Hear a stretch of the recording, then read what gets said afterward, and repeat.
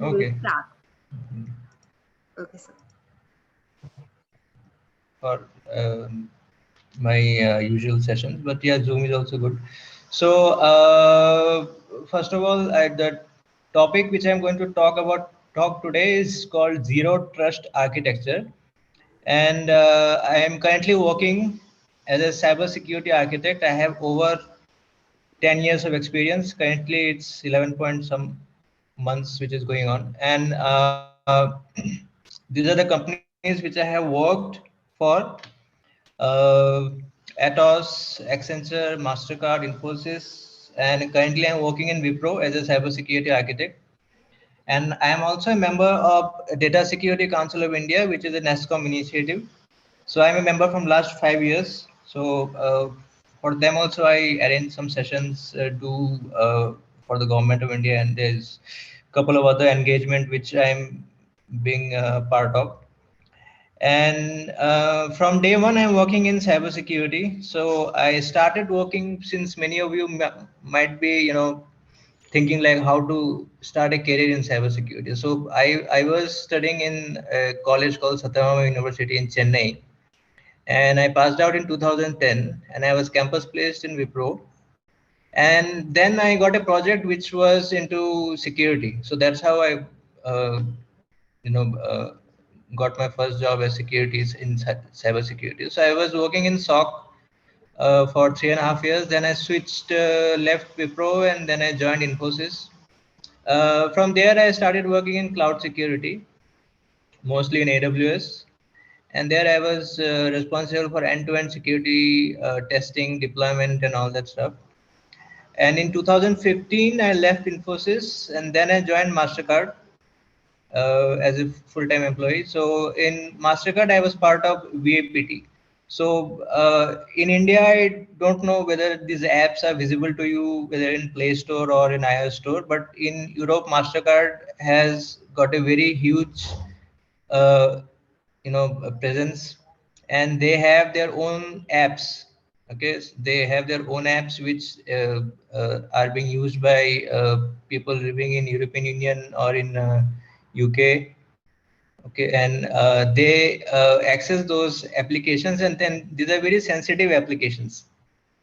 These are all transactional applications which comes under payment card, like credit card data and all that information. So I was uh, responsible for performing VAPT on all those applications, whether it is developed on Android or in iOS, or it's whether it's a web application like a usual website.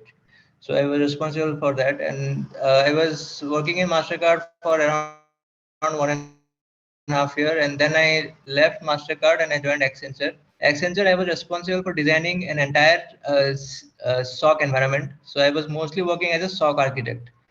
So I deployed the whole end-to-end solution for them. I was based out of Bangalore that time, and there I was working in Azure cloud security, and a lot of other security stuff was there.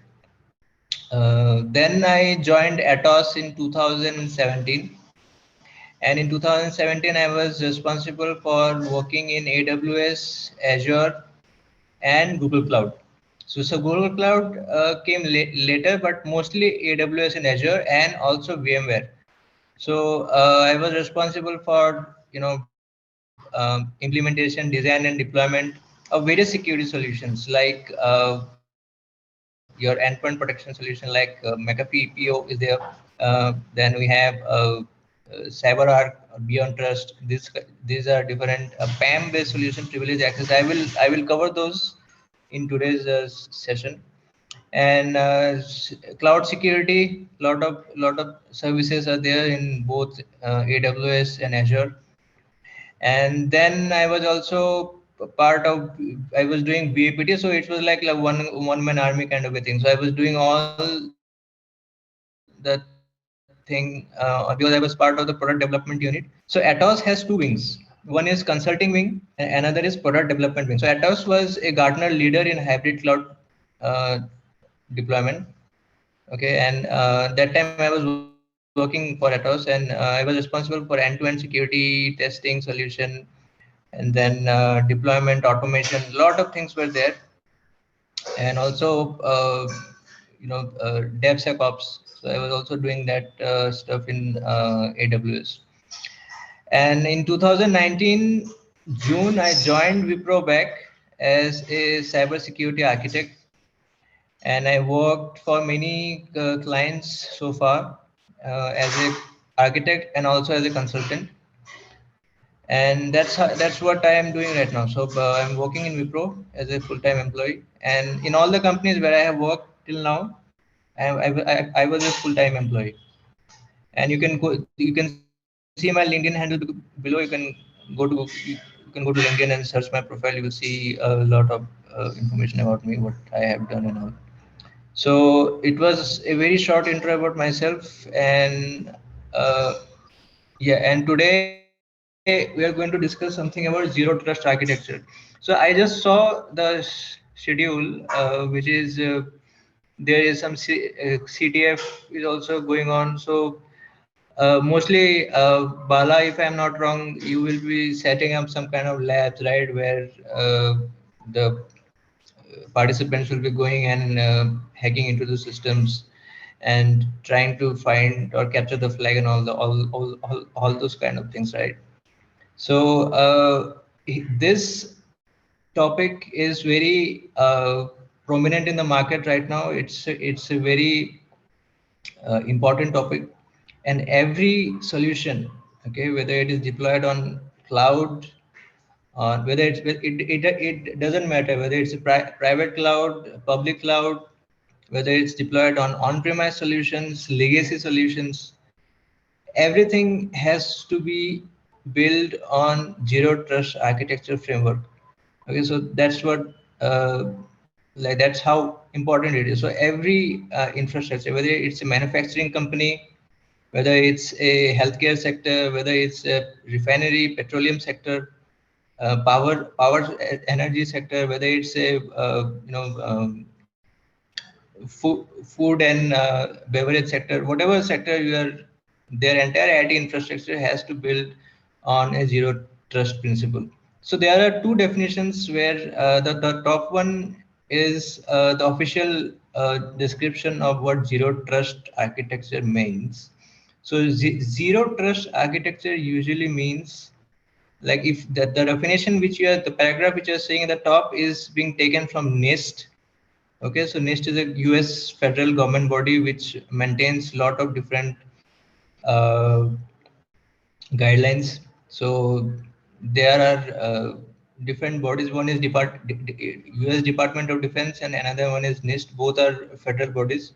So this is the official description. Okay, but some people will not able to understand what does it mean. So I have given a very simple explanation at the bottom. You can see here. So every component in an IT ecosystem. So every component in an IT ecosystem means whether it's your uh, laptop, your router, your switches, your applications, your database, your middleware engine, whether it's your mobile device, whether it's your laptop, whether it's your applications which is running on top of your on your mobile devices.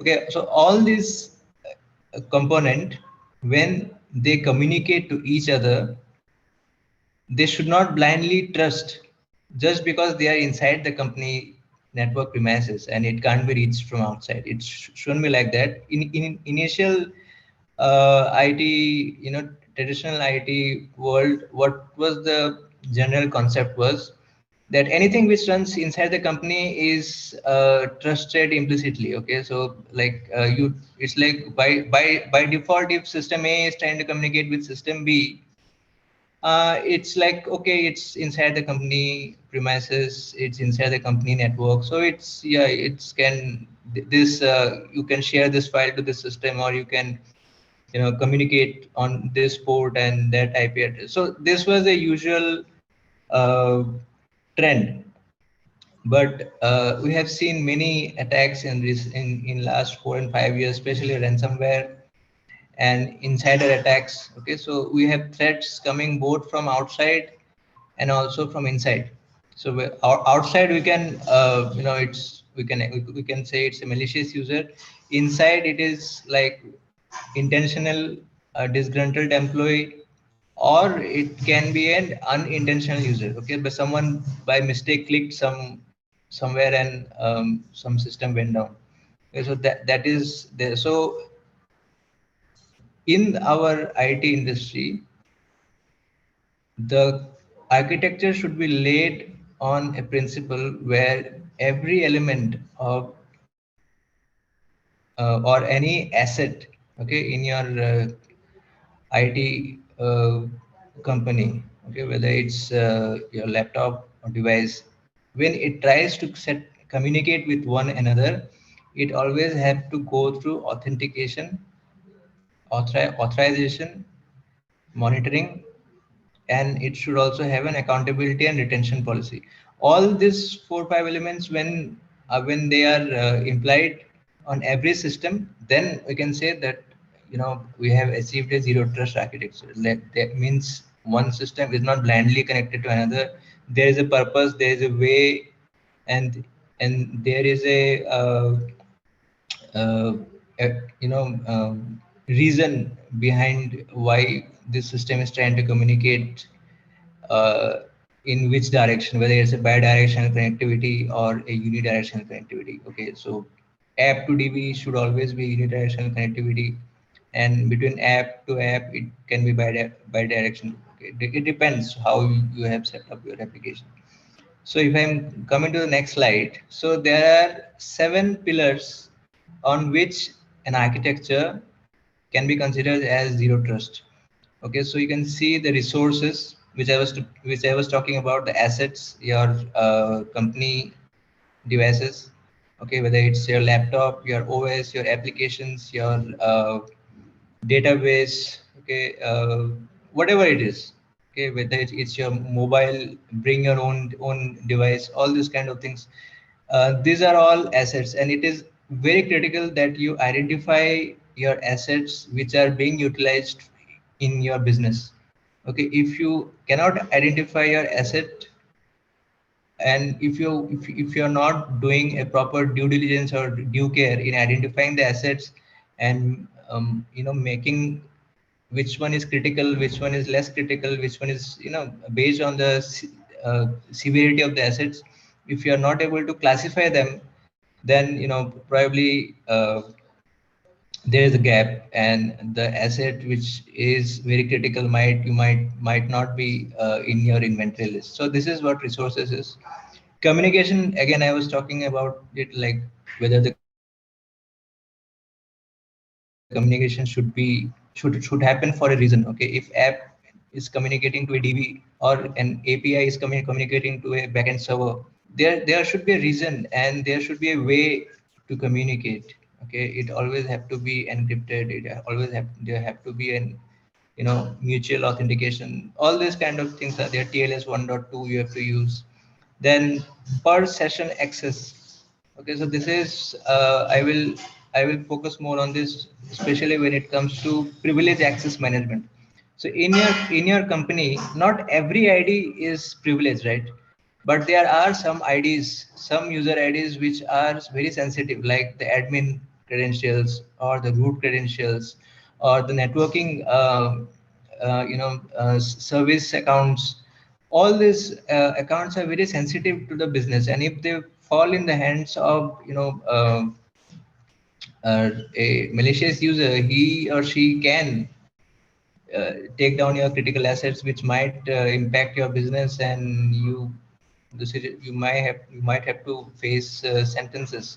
Okay, so there are many solutions available on the market. The most famous one to prevent from such kind of accidents is called CyberArk, and another solution called Beyond Trust. Okay, these are all your access management solutions, which is called privilege access management solutions. So it can it can stop a user from doing any malicious activity, and right on the spot. Okay, like if you logged into a Linux system and if you try to delete the root volume, that action will be stopped from this solution only. Okay, the spam based solution. Then dynamic policy is like kind of an adaptive. If you have heard the term called adapted network policy, means like if you have worked on cloud or if you have worked on firewall, there are policies which are somewhere the rules are too that like too much there is too much gap in the policy. Okay, you might have opened up the whole port range or you might have opened up a port which is not required. So dynamic policy make sure that the this get mitigated automatically, and whatever policy which you have configured on a at the very baseline, that policy will always get implemented. Okay, so any server which is running on DMZ, so if you have not heard the word DMZ means demilitarized zone. So it can be a private DMZ, it can be a public DMZ, it doesn't matter. So if an application is running on DMZ and it is listening on SSH or RDP, it is a very bad practice. Okay, so dynamic policy or adaptive network threat policy, it is called ADP. So these policies make sure that whenever someone intentionally or unintentionally configured a insecure firewall rule, that rule get changed automatically. So dynamic policy, it's being used in Azure. In Azure, you will find adaptive network threat policies are there. In AWS, you can use AWS config. Lot of policies are there. You can do a lot of automation. Okay, monitoring. So monitoring is a special segment which is a part of SOC, okay, Security Operations Center. So when I was giving my intro, so at the initial years from 2010 to 2013, I was working in SOC. So it is a 24/7 kind of a work, and it was very hectic schedule because sometimes I was working in US time zone, sometime in LATAM, sometime in Australian time zone. So Indian time zone, like if you're lucky, then you might get a week where you work in Indian time zone. So SOC is used to. We were using a tool called, that time there was Splunk was just coming into the market. So we started from Splunk 3, I believe. Splunk was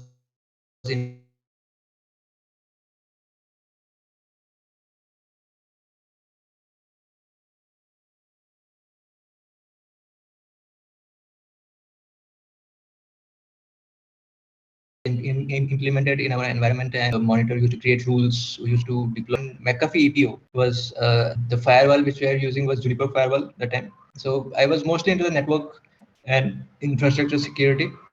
But after that, I have switched completely to cloud security from 2013 November when I joined Infosys. So from that time, I am not working in SOC, but I was responsible for building a SOC environment, not in operations. So then the sixth pillar which you will see is authentication and authorization. So these are the gatekeepers. Okay, so this is very imperative if you are setting up your infrastructure. Nobody should come in without authentication and without any proper authorization. Okay, so you cannot give someone, like if you have created an ID, you should not give them blanket access. Blanket access means full access. So it shouldn't like that. It should be based on least privilege principle. You give him, if you don't know what he wants, then give him a read access. Okay, and post that, if he is asking that I need more than that, then he has to give a valid business justification why he needs more than that, and then you, based on your change management policy or something, then you implement and give him some higher roles and all that. So it is a complete user access lifecycle management. Okay, so there are multiple solutions available on the market right now. On the cloud, In Azure, you have a very good solutions. Okay, Azure Active Directory. Then we have Azure Privileged Identity and Access Management called PIM solution. And the seventh one is continuous improvement. So whatever you have found, okay, from step one, from pillar 1 to pillar 6, and whatever gaps you have found, you documented it somewhere, and what steps you need to take to fix or mitigate those gaps. So that is this is the complete these are the 7 pillars on which zero trust architecture is based on. And I'm coming to the next slide. And these are the 4 principles, okay. They are the 4 principles on which your zero trust architecture should be implemented. Okay, so means what I was telling is you need to know your assets. Okay, is if any employee is using computer, laptop, whether from home, from office, what is he using his own personal mobile device to connect to company network, or so you have to know all these things. Okay, which how many assets, how many laptops are being connected, are being authorized to users. So you have to know your complete inventory details.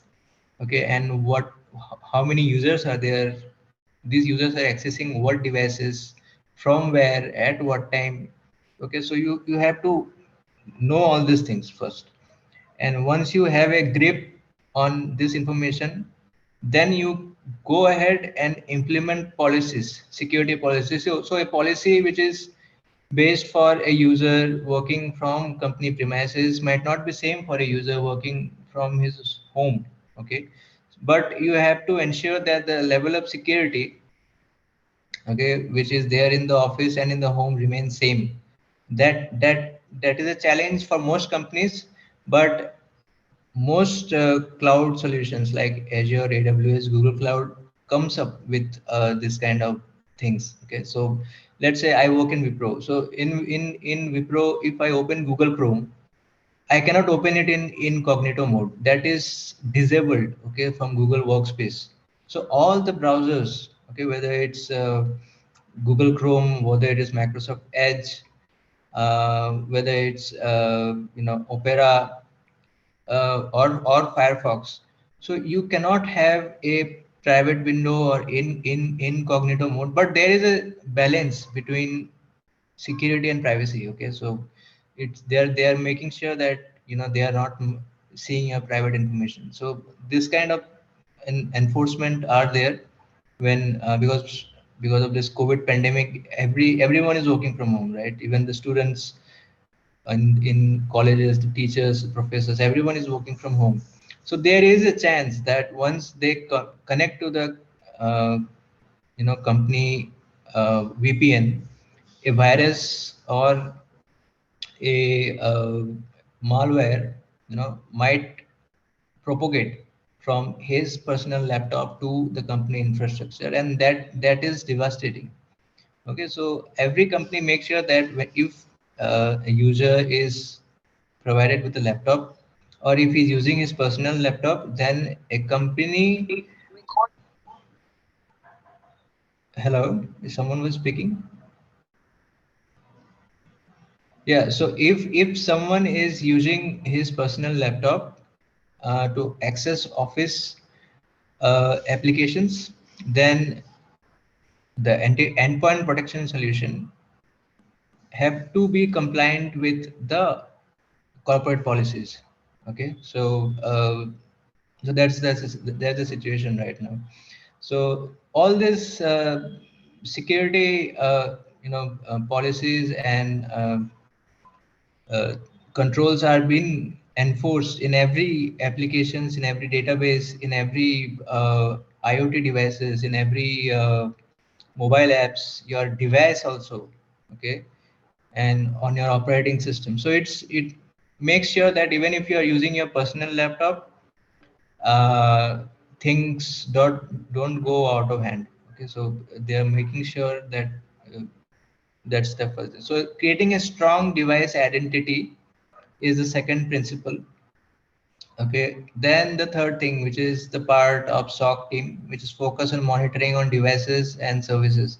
Okay, so initially people used to just monitor, and if they get an alert in a SOC window, then they go out to the application owner or the database owner or whoever the owner of that particular machine which is compromised or seems to be getting compromised.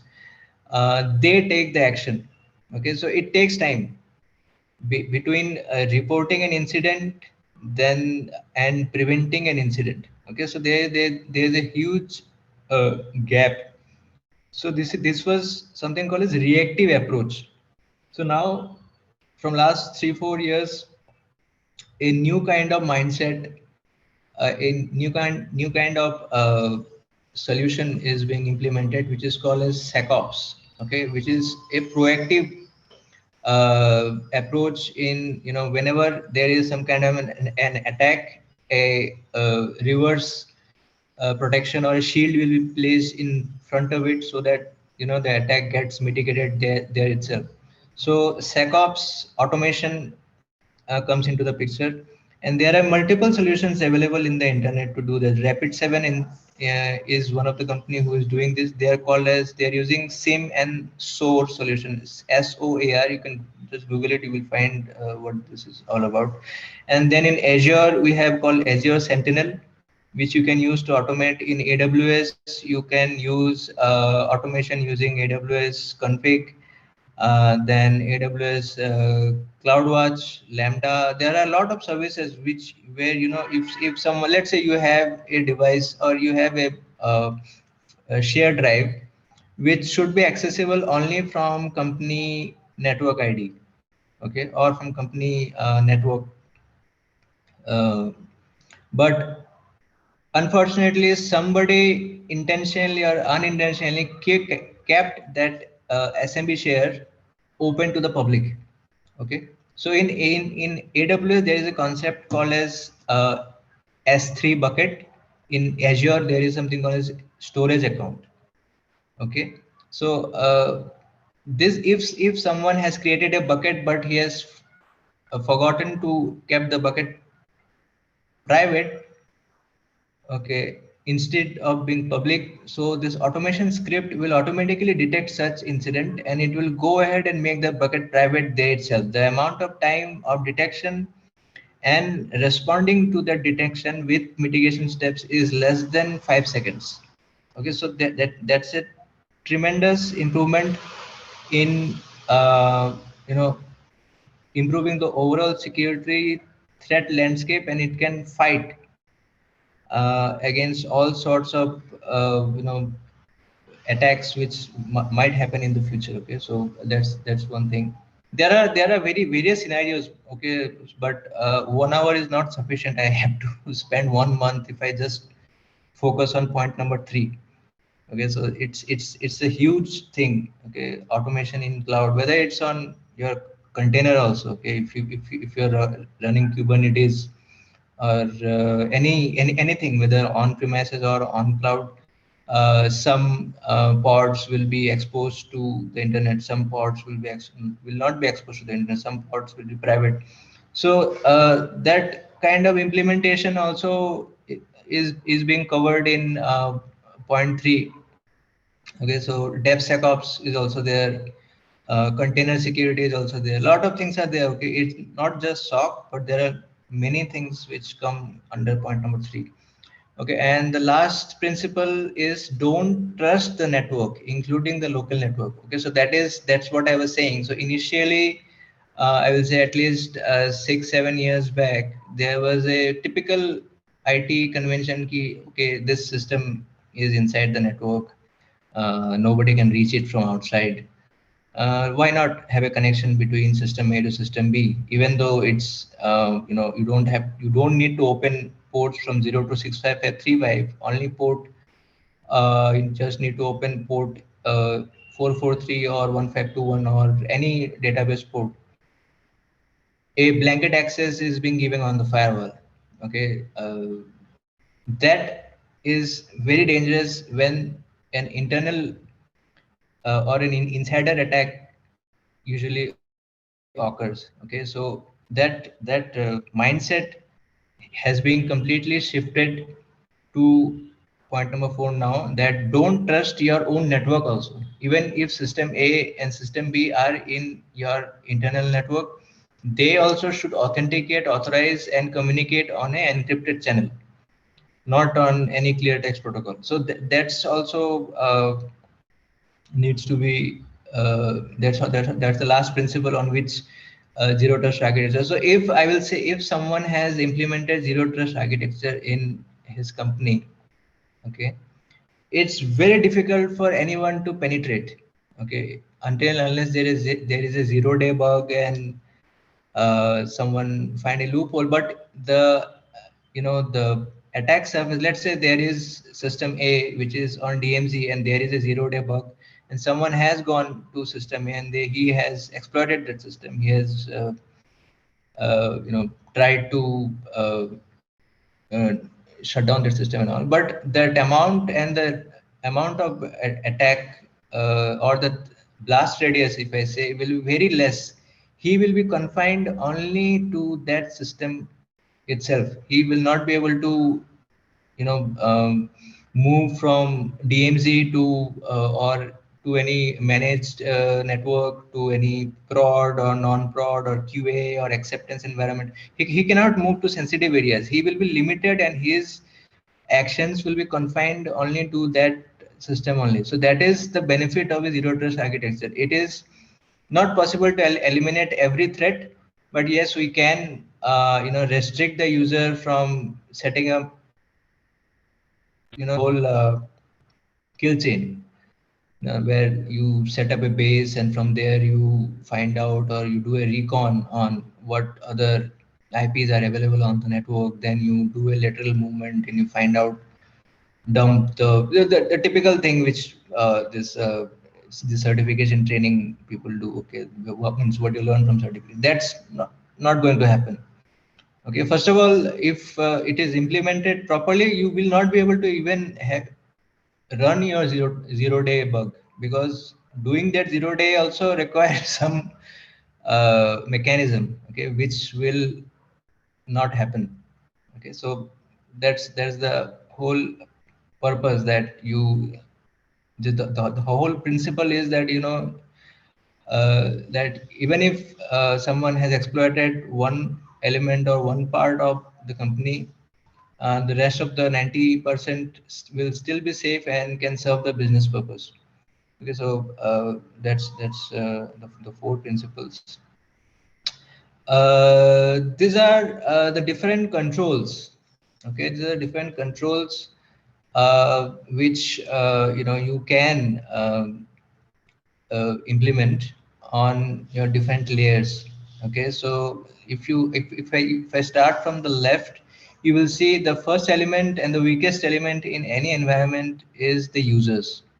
Okay, so they have to authenticate, authorization, and PAM, which I told you, like the privilege access management. This has to come in the first column. Then if there is a device, let's say you have installed Outlook, okay, your office Outlook in your personal mobile, so that device will be partially managed because you also need it for your own purpose, but that Outlook will be configured in such a way that you cannot upload things from your mobile to your Outlook mail. That prevention will be there. Okay, so that uploading elements or uploading things will be off, or downloading will be off. So this things is not going to happen. And endpoint protection, it is mandatory that if you're using your own personal device and on top of that you are using a corporate solution, then you have to have an endpoint protection system running on your mobile. Okay, and that's very important.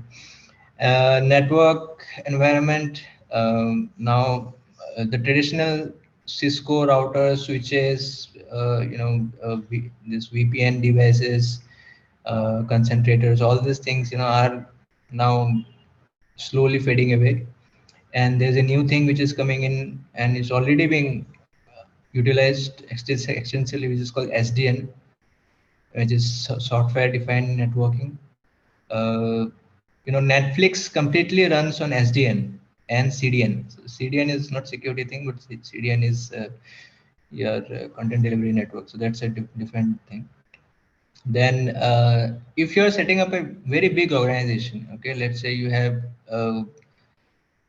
thousands of systems, you have different departments, IT department, you have HR department, you have operations team, you have finance team, you have a lot of different teams. So it should be segmented, that one network should not be able to communicate to another network unless there is an authorization and approval process is in place. Okay, so this kind of things which it actually helps you to restrict the blast radius or restrict a hacker or a pen tester to jump from a less sensitive network to a highly sensitive network to a very highly sensitive network. Okay, so his movement will be stopped there itself.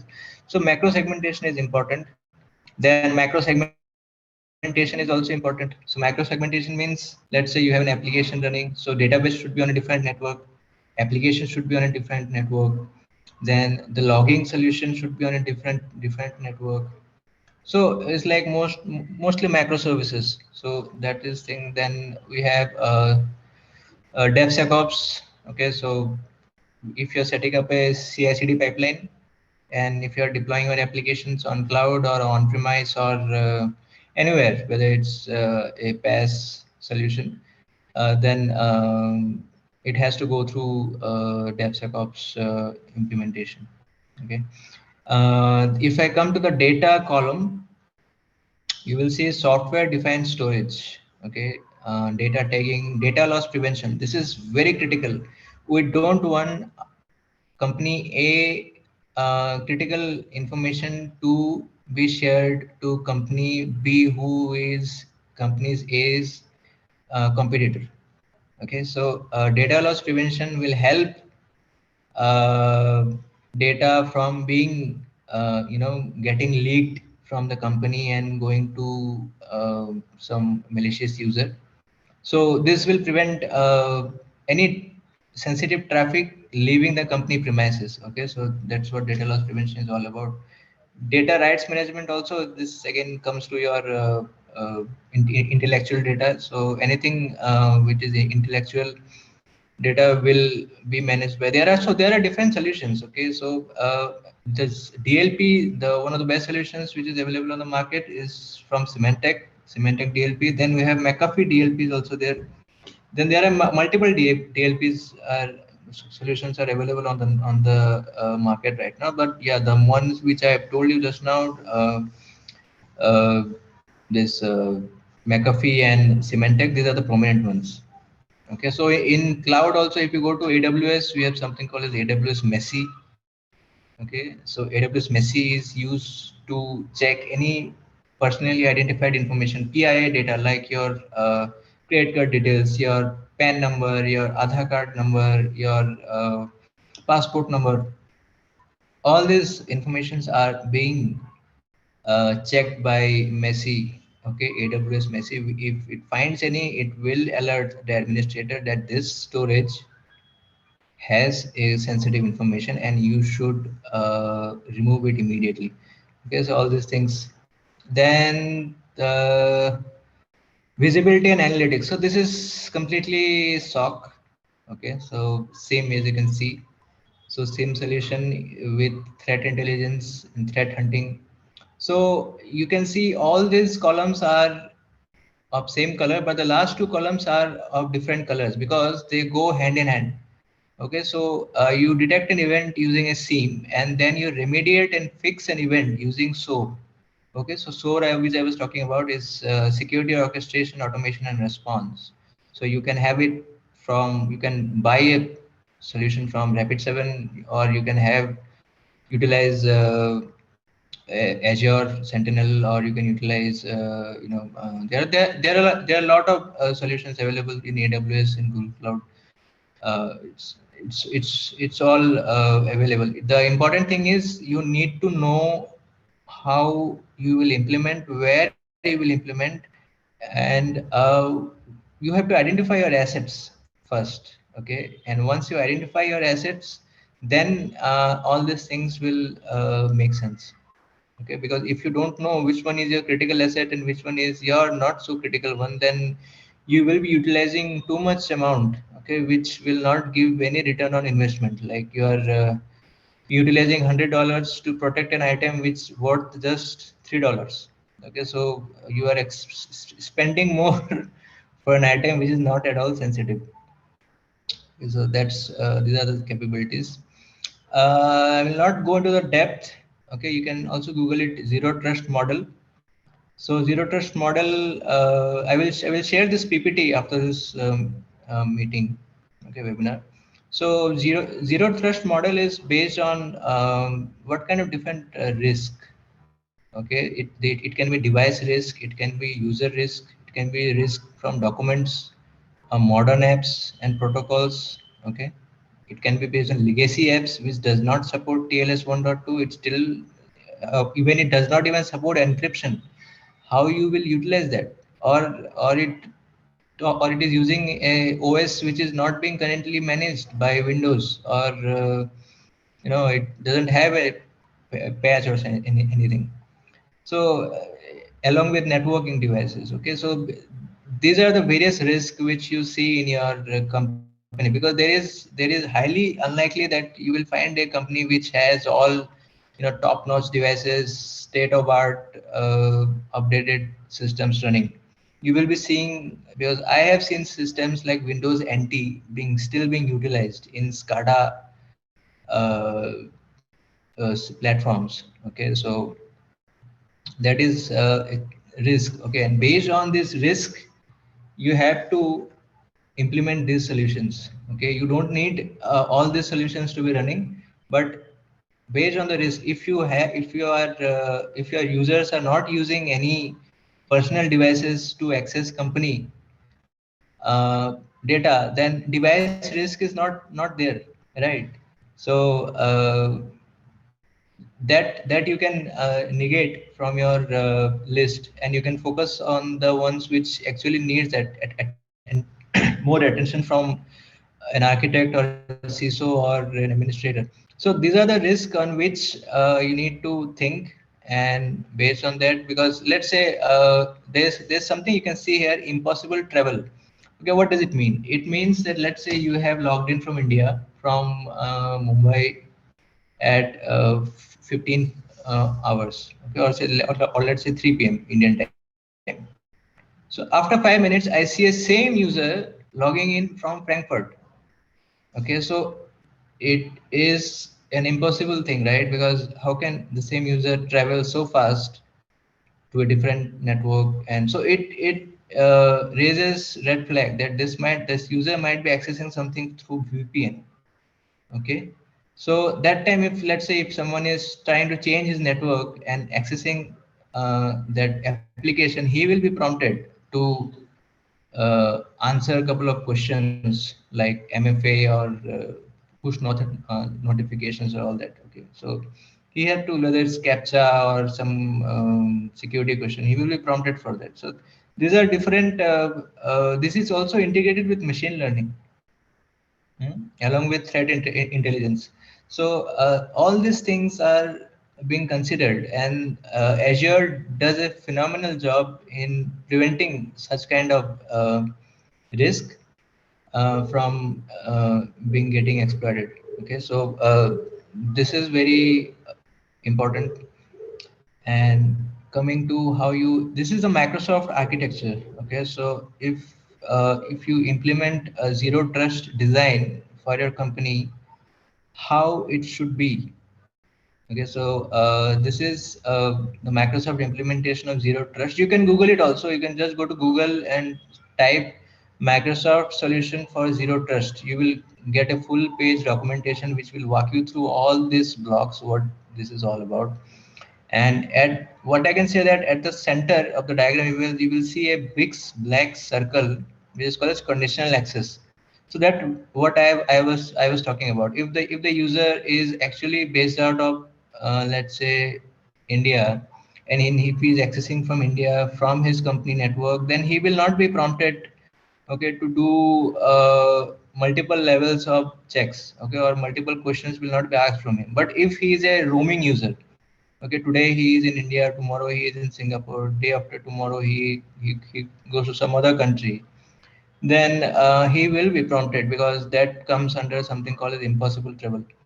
Okay, so then he will be asked for various other authentication checks which he needs to comply, and post authentication he will be authorized to access applications based on his credential. Okay, so that's how the things are. But there are a lot of thing going on. Okay, so it's not possible to walk you through all these things. So that's why I'm saying you go to Google, search for Microsoft solution for Zero Trust. It will give you a complete walkthrough of how what this diagram talks about. Okay, so when you have SSO, so which SSO you should use, which SAML protocol you should use, whether you are using SAML, OIDC, JWT, whatever you are using. So you need to know all that thing. Okay, so like we are using SAML 2, SAML 1 is not supported. Okay, and what kind of authentication, if it's an SSO, then how it should be. All these best practices are being listed. And there's one more website I want to tell. It's called CIS. Okay, just go to Google and type CIS benchmark. Okay, so they have, uh, a US body which actually gives out uh, the best way to prevent your or harden your application or your database or your operating system. Okay, so whatever OS, whether it's Windows, Linux, Unix, iOS, whatever is being released to the market, they give you a set of checks which you need to comply, which you need to follow if you want to make your system hardened. Okay, so it's like fixing the system configuration. Okay, so you can go to Google and type CIS benchmark, CIS benchmark. So that will give you a full idea how this thing is all about. And yeah, I just what's the time now? It's 3:48. Okay, so I will just briefly cover. This is SCADA security. Okay, so I have worked on SCADA security for some time, not much, but I know what all these things, what the diagram talks about. So the problem with SCADA, OT security, or if you say PLCs or this industrial devices, okay, whether it's a nuclear power plant or a chemical plant or a powerhouse generator or your smart grid, okay, electric house, or a lot of things are there, right? Your refineries are there, then hydroelectricity, a lot of different SCADA solutions are available, right? So the problem is that SCADA solutions are running, most of the SCADA solutions are running on legacy operating systems. Okay, like Windows NT, Windows 98, Windows 98 second editions, and they are running like this from last 20 to 30 years. Okay, and no one is able to patch those systems, and it's very easy to hack those systems or take down those systems, because these are critical systems, right? If let's say if you might have heard about the Stuxnet attack, right? Stuxnet. So that kind of attack happened because of, there was an unpatched, and there was a communication from their IT network to the SCADA network, and the user moved from there to there, and then he easily you know uh, practiced all the malicious actions and brought down the nuclear power plant and all that. So this kind of risk usually happens. So there is something called as air gap. Okay, so the air gap means your IT infrastructure. Okay, the usual IT infrastructure where you have your applications running, your corporate applications are running. That should be completely isolated from SCADA network. Okay, SCADA network should be accessible only from people who are going to that remote site. Okay, not from his mobile, not from internet, not from anywhere. If someone has to switch off a PLC device, he has to go, or if someone has to do something on the sensors, he has to be on the site, and he has to get the access, and then only he can work on it. Otherwise, anyone from IT network, can propagate to the SCADA network, and there he can. It's like playing football without a goalkeeper. Okay, so that kind of situation will happen. So it is always good to it's important to isolate your IT network from your SCADA or OT network. Okay, so this is one thing. And yeah, the last point, which are the 10 coolest jobs in cybersecurity. So people ask me like, I see, like, I want to be a pen tester, I want to be a malware analyst, I want to be all these things. So yeah, these are all good profiles, but you have to start somewhere, right? So usually I see that the people who are campus placed, or who are joining companies, whether off campus or on campus, and if they are if they want to get into the security, the initial thing which they get exposed to is SOC environment. Okay, so that's what I see most of the time, but it's not a something which is written like you have to be, like if you are a fresher you have to work on SOC. It's not like that. But most of the companies, okay, which come for hiring um, uh, students from colleges like the Lovely Professional University, or there are multiple universities, right, in India. So if companies come, they don't want, because security is a very critical job. Okay, so we don't want to give it to someone who is a newbie. Okay, the critical applications we don't want to. Maybe you are good in coding. You have one you are an OSCP guy, and you might have this and that certifications. Okay, but the thing is, you don't know the industry. Okay, you have just given the certification exam, and you just know only the certification exam. You have no exposure to real world. So we give him L1 jobs, okay, L1 activity, and slowly based on his excitement and his contribution, we move him top of the ladder slowly. So even I will say, when I joined Wipro in 2010, I joined as a SOC analyst, okay, or you can say security analyst. Then when or you can say security engineer. Okay, so I joined as a security engineer. Then when I went to Infosys, there I was working as a SOC implementation guy. Okay, I was moved into AWS and I was implementing things. So I was doing that part. When I moved to Mastercard, I was security analyst. Okay, so there I was doing the VAPT stuff. Then when I moved to Accenture, I was senior security analyst. So there I was responsible for designing the entire SOC architecture, okay, installing Splunk and all that in AWS, and designing the application, how it will interact with other security solutions. Okay, so this automation and integration part. Then when I joined Atos, I was responsible for consulting activity. Okay, I was doing the implementation part, I was doing the consulting, I was doing almost everything. Okay, there was like it was very hectic, but I didn't I learned a lot, okay, during that time. And after gathering so much information in all these years, in 2019 I joined as a security architect. So now I can take critical decision whether this connection should happen, or whether, because right now what my job is to, we are doing migrations from on-premise to cloud. Okay, and I need to check the design first, whether the design which the architects have developed, solution architect or application architect or database architect, is compliant to security standards of our client or not. We have to see those from all security angles. You have to think in all perspective. Okay, and that's a very critical and very challenging job. Okay, it's not, because your decision will have a big impact on how the application will behave and how much the application will be protected.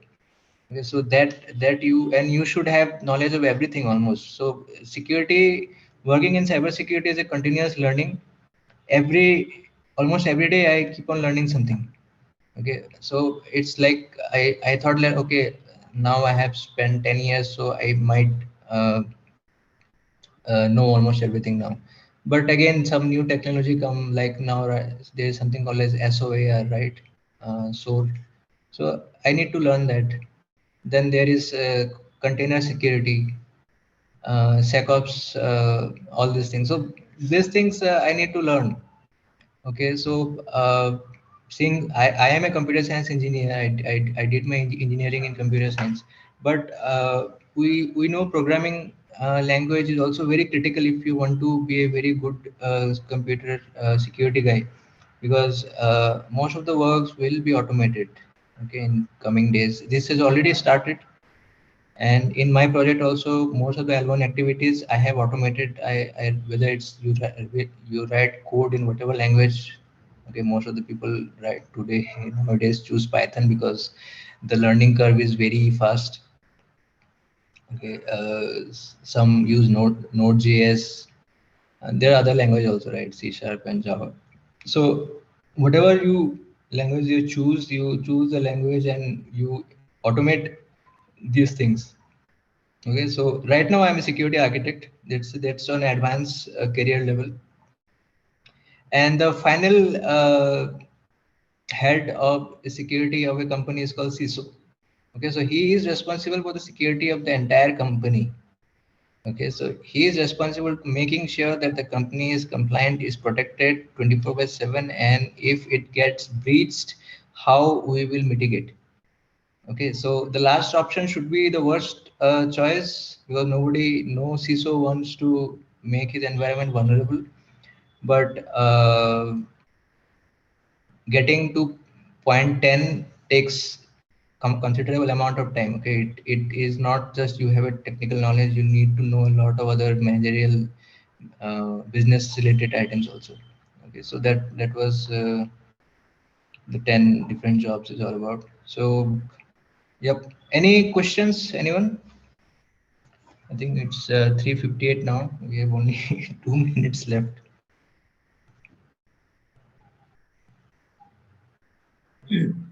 Hello, sir. Yep. Yes, sir. There are some questions from the participants. Hmm.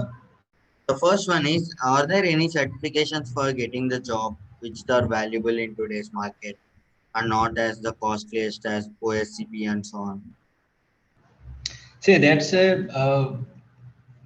good question. I will say getting a certification actually helps you getting a job.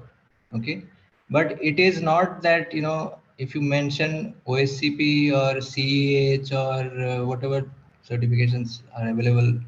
Okay, it does not make, like, people look for experience. Okay, now the question will ask, if I don't get a job, how will I get experience? Now the thing is, first of all, you should get a job in anything. Okay, in IT, if you work in network, you can move to network security, then you can move to cloud security or cloud network security. If you get a job in development, work in development, learn how a software actually works. Okay, then you can move to VAPT stuff, you can do DevSecOps, you can work on other kind of things. So first, getting a job is critical, because this problem is not just in India. This is a global problem, where there is very less opening for freshers as a security professional. Okay, because security is a very critical thing, and nobody wants to give it to a newbie, because if tomorrow something happens, and if that guy did something, it will not be him who will be asked question, it will be his manager or his team lead or anyone senior. Okay, so that is the reason why we are quite uh, restrictive, because even when I started my career, I never thought that I will get a job in security, even though I had a fascination, but I never had that I have to work in security. I saw people who started working as a developer, then they moved to cybersecurity.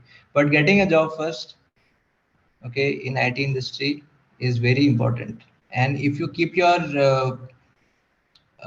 scope, if you keep your options open for multiple technologies, and if you are not restricted only to security, okay, like security, if I get job in security only, then I will work, then it's not going to happen. Okay, so it's better that first you get a job, because getting a job is more important. Even if you think that, oh, I will do MS, I will go to US, I will do MS, there also you will face the same problem. Getting a job in India is easier compared to getting a job in US, because in US, if you go to a college and if you in the if you do MS, I think MS is for 2 years, right? So if you do an MS, end of the year, multiple companies will come, but again they will choose only those persons who are a US citizen or they are US resident. Okay, more opportunity, like 90 or 98% opportunities will be for them, and 2% opportunities will be for you from India who have went there to study. So it's like 100 people will be fighting for 2 roles or 2 job openings. Okay, and that also will be internship. So if you are working as an intern, and let's say you get an internship for 6 months, and after 6 months a company does not sponsor an H1B visa for you, then you have to come back to India, and in India again you have to struggle. So being an Indian and getting a job in India is more important, okay, in IT industry than just wasting time in looking job in cybersecurity as a fresher. If you get a job in cybersecurity as a fresher, it's excellent. Who doesn't want that? But the thing is, chances are very less that you will get a job in cybersecurity as a fresher. Okay, it's like 1 out of 1 lakh is the possibility. Okay, so certification, yeah.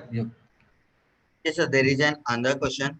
Or Mhm. 2.0 and JWT tokens are part of Zero Trust architecture.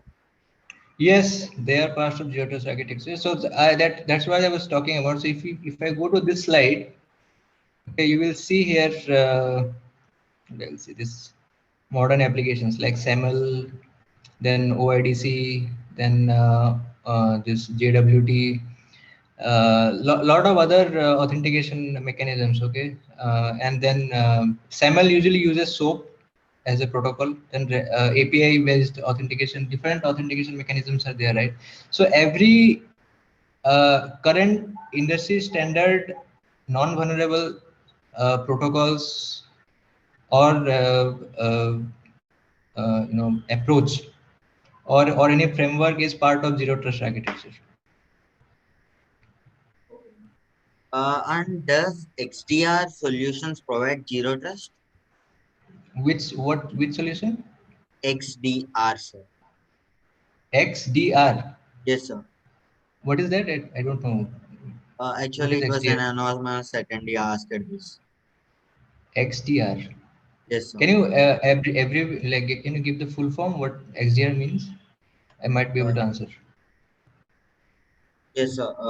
So is the person who asked it, can you give the thing? Uh, yes, sir. And one person asked it, Shyam, Hmm. is ransomware related to Zero Trust? Ransomware is a malware. Zero trust is an architecture. So if you have a architecture which is based on zero trust principles, and if it is almost like 99% based on zero trust principles, then any attack, whether it's a ransomware attack, phishing attack, any kind of attack based on OS top 10 or network sense 25, they will not be able to do the amount of harm that a usual or attacks which had done previously. Okay, so that's I will say, like initially, like if you have WannaCry attack, you might have everyone seen, right? In 2017 that happened. So that happened not because that was not a 0 day. The patch was available on March, but many companies did not patch their applications till May, and that window give opportunity to the attackers to exploit those systems. Okay, so following this zero trust architecture will not even allow you to have a gap in patching. So every system will have to get patched every month. Okay, whether it's an OS or an application or a microservices or your containers or any orchestration solutions or any cloud native solutions or PaaS solutions or SaaS solutions or IaaS solutions, everything has to be patched. Okay, every month on a maintenance window. So that will be my answer. But that, did you got that full form of XDR? What Yes, is sir. that? Even I Yes, have sir. It is extended detection and response. extended detention and response. So I haven't come across that word. Let's see. The thing is, people come up with new things, but what I can understand is this is something related to threat intelligence, SIM and SOAR.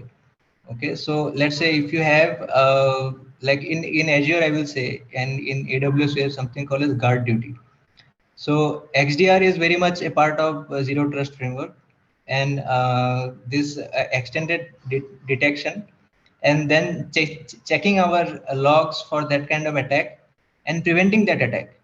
So these three steps are part of zero trust architecture. So SIEM and SOAR, these are, and SIEM, SOAR, and threat intelligence in along with threat hunting. So these four things work hand in hand to protect your environment from any kind of attack or any kind of breach. So yes, that is part of zero trust architecture. Okay, sir. Again, the same question. Sir, can you mention some certifications which are valuable plus reasonable on pocket? As at least every company needs that. We have some certification. See, there is like I see certifications I have on. I did my OSCP in 2011. That time nobody know what was OSCP, but my certification are still, I have very less certifications, but that are not being counted as, you know, like this. You should have that. It's not mandatory in India that you should have a certification to get that job. They see what have you done.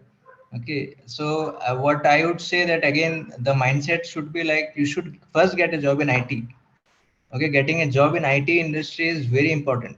Okay, because there are many jobs available in other branches. Okay, but once you get a job in IT, you have 1 or 2 years of experience in whether in network or whether in development. Then you can, you know, move to security. Then there is no problem. But initially, any certification, whether it is CEH or OSCP, will not make much difference. Okay, the certification companies will keep on fooling you that if you do this certification you will get this job. It's not like that. Otherwise they would work in companies, right? They would not be doing this thing. Okay, sir. Another one is like he was saying that he was a student from LBU and he just completed the pre-security and now he was doing on try hack me and so on challenges and so on. So Hmm. where he was asking whether he was thinking to take the EJPT certification. So See, you can take any certification. Certification will not have any detrimental effect on you. Certification will help you only. Okay, but the thing is, what I am trying to relate here is certification. It does not guarantee that you will get a job as a fresher.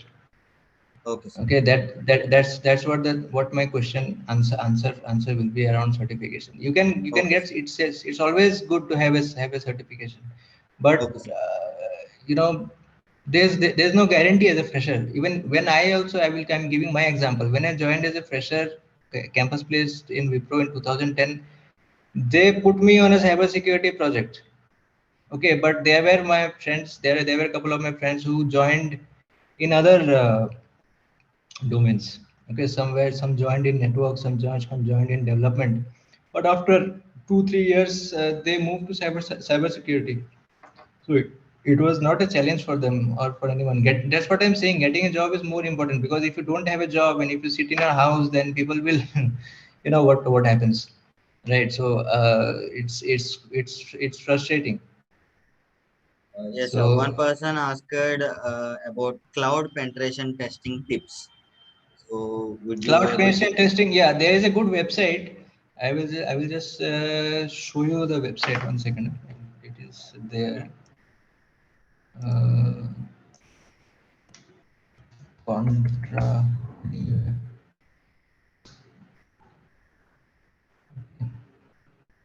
So you can go here. Here you can see AWS top 10. They have these labs. Okay, you can see all these labs. You don't need anything else. You just need to, let's say if I want to take a subdomain takeover, I will just click this and it will, the scenario will be on the right side and this explanation will be on the left side. So you just click the next button and it will, this is how the attack will be. So you will get to know how you can do pen testing on cloud infrastructure. Okay, so I will just paste this in the chat. But to use this AWS, you should first know what is AWS. Okay, because if you work on these things, you will not be able to understand. First of all, you should know what is AWS. Okay, if you don't know AWS and you start pen testing, then it doesn't make sense. One last question. A person, Kiran, asking, can you suggest some attack vector for bug hunting in Zero Trust? Attack vector in bug hunting in Zero Trust. You can do, you are giving that bug bounty program, right?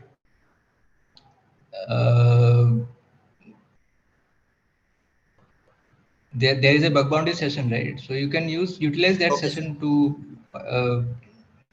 yes, sir, learn sure. what the thing is. Yeah. For sure. Okay, sir. That's it for Q&A, sir. Yeah, and one more advice I want to tell, that I have done campus placement last year. I was part of the technical panel.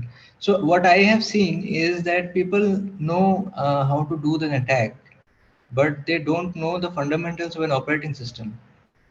Okay, so I have asked, like you should learn how a Windows and a Linux operating system works. Because if you know how it works, then you can create your own zero day. Okay, if you don't know how a 32-bit application runs on a 64-bit operating system, you will not be able to understand. Okay, or how a DLL injection works. You have to learn the operating systems first. You have to get your foundation clear. Then only you can, learning cybersecurity is not that tough, but the thing is people don't know the basics. In one interview I have asked one candidate, how many ports are there? So he told that there are 0 to 65535 port. That's a pretty generic CEH exam question answer. Okay, so I told them why it can't be 65535 into 2. He told that much is not possible. I told why it can't be possible, because the port can run on both TCP and UDP. DNS 53 and DNS same port 53 is being used. So 53 is used for one is used for reverse lookup. Okay, NS lookup you do, and another is used for zone transfer from one domain controller to another domain controller. So a port can runs on both UDP and TCP. So you can have 65535 into 2. There is no limitation that you will have, or you have to have only in these many ports. So these are some basic fundamental questions. Okay, these are L0 questions, not even L1 questions. But you should have a fundamental clear, because nobody is going to ask you as a fresher that you go and do a pen test on this website and I want a report in next 24 hours. It's not like that. Okay, and most of the environment are very safe. If you take big enterprises, most of the enterprises are very safe, and they give only those URLs for bug bounty uh, which don't have, people inside the company don't have time, because they are working on the URLs which are very critical. Okay, so the ones which bug bounty hunters usually get, and there are multiple platforms, like there is something called uh, what HackerOne. Yeah, so I saw and one is called Bugcrowd. So these two platforms where you see URLs, right? These URLs are insensitive URLs. These are not business critical URLs. You will never get a business critical URL in bug bounty. The finding might be critical. Okay, you might have found a SQL injection, or you might have found a domain takeover. You might have found CSRF or XSS or CSF or all these things. Okay, but the impact on the business will not be significant. Okay, you are given the amount based on the quality of funding, not on the impact of funding. Okay, so that is what the thing is. So that's all, Bala. Thank you so much, sir. Yep. It was a great session with you, and Yep. I hope everyone learned that you have teach them, and it was great session. Any other Yeah, doubts thanks from everyone. any doubt you are having? No, I'm fine. No, sir. I'm asking from the candidates that if Okay. they have any doubt, they can ask. And thank you so much for the great session. Thank you everyone for maintaining such decorum in this whole session. Thank you everyone for joining, and thank you, sir. It No was great. problem. Thanks, Akshita. Thanks, Bala. Thanks, everyone. And especially the questions were really good. Okay. If you have any, if you want to contact me personally, also you can. I'm available on LinkedIn, so you can chat one-on-one on phone. So if you want some more doubts. I will leave Okay. your LinkedIn profile in the chat box. Yep. No problem. Thank you so much, sir. Thank you for Okay. being with us. All right. Bye. Thank you everyone for joining. There is a signing off session from Team Gravity. Akshita Arora signing off. Thank you everyone, and I will share his LinkedIn profile to all of you. Just a second.